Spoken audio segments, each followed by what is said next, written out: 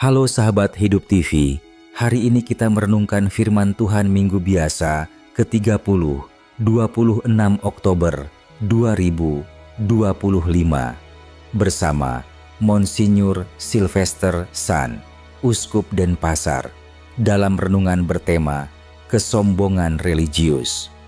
Renungan ini mengajak kita melihat sisi halus dari dosa yang sering tidak disadari, yaitu kesombongan dalam hal iman.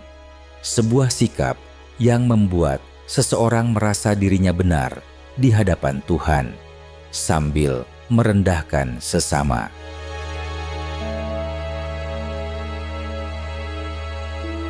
Monsinyur Sylvester membuka renungan ini dengan kisah nyata Mahatma Gandhi.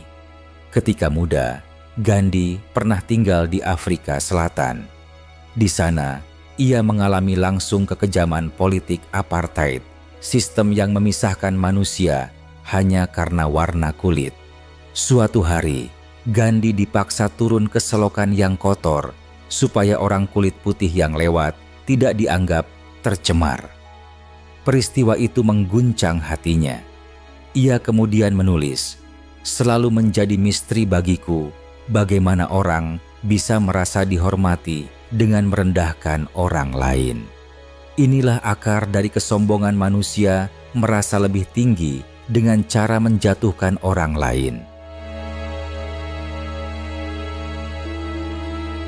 Yesus menyingkapkan hal ini lewat perumpamaan dalam Injil Lukas bab 18 ayat 9 sampai 14. Dua orang datang ke bait Allah untuk berdoa. Yang satu, seorang Farisi, orang yang religius, rajin berpuasa, taat membayar perpuluhan, dan sangat disiplin menjalankan hukum Taurat. Yang satu lagi adalah pemungut cukai, orang yang dianggap pengkhianat bangsa karena bekerja untuk penjajah Romawi dan sering korupsi dalam memungut pajak. Dua-duanya datang ke bait Allah, namun hanya satu yang benar-benar berdoa.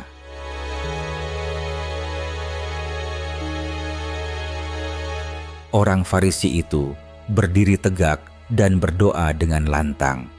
Namun, yang diucapkannya bukan pujian kepada Tuhan, melainkan laporan keberhasilan dirinya sendiri. Ia berkata, "Tuhan, aku bersyukur karena aku bukan seperti orang lain, bukan pencuri, bukan penzina, bukan pemungut cukai." Ia bahkan menyebut prestasinya, puasa 2 kali seminggu dan memberi 1/10 dari penghasilannya kepada kaum miskin. Tampak baik, bahkan mengagumkan. Namun sayangnya, semua itu ia lakukan bukan untuk Allah, tetapi untuk dirinya sendiri.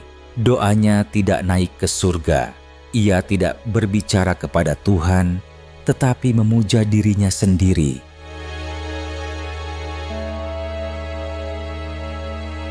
Di sudut lain, bait Allah, pemungut cukai berdiri jauh, tak berani mengangkat wajah. Ia memukul dadanya dan hanya berkata dengan lirih, "Ya Allah, kasihanilah Aki, orang berdosa ini." Tidak ada kalimat panjang, tidak ada prestasi yang dibanggakan.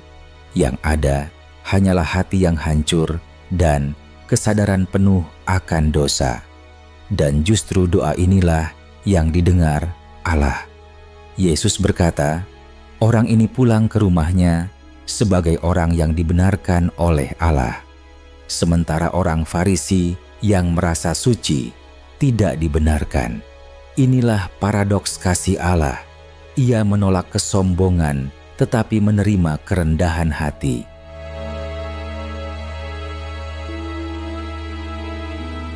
Monsinyur Sylvester menegaskan, ada 2 pesan besar yang kita perlu renungkan dari perumpamaan ini.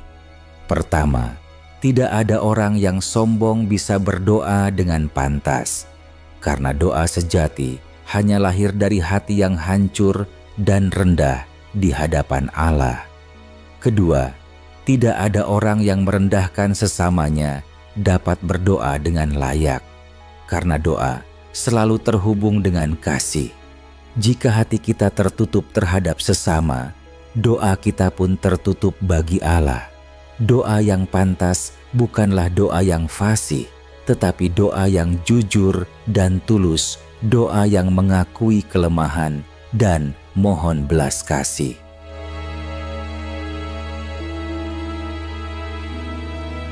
Sahabat Hidup TV, kadang kita juga seperti orang Farisi tanpa sadar. Kita merasa cukup saleh, aktif di gereja, ikut pelayanan, namun dalam hati memandang rendah orang lain yang dianggap kurang rohani.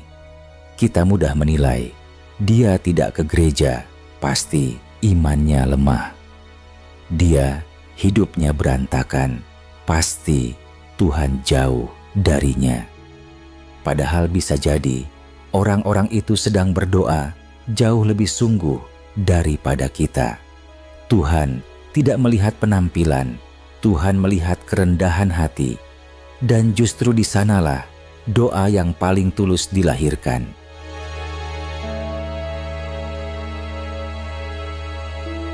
Mari belajar berdoa seperti pemungut cukai, doa yang sederhana, jujur, dan penuh penyesalan.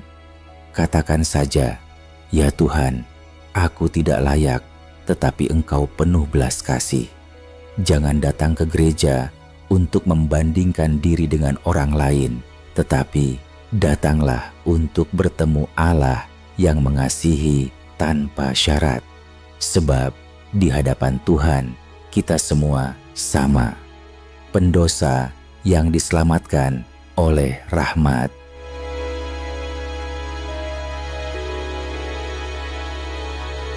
Sahabat Hidup TV, renungan hari ini mengingatkan kita untuk tidak mencari kehormatan lewat kesalehan, tetapi mencari kasih lewat kerendahan hati. Biarlah doa kita bukan laporan keberhasilan rohani, melainkan pengakuan akan kasih Tuhan yang tak terbatas, karena hanya hati yang rendah yang bisa berdoa dengan benar, dan hanya hati yang sederhana yang bisa menerima rahmat Allah sepenuhnya.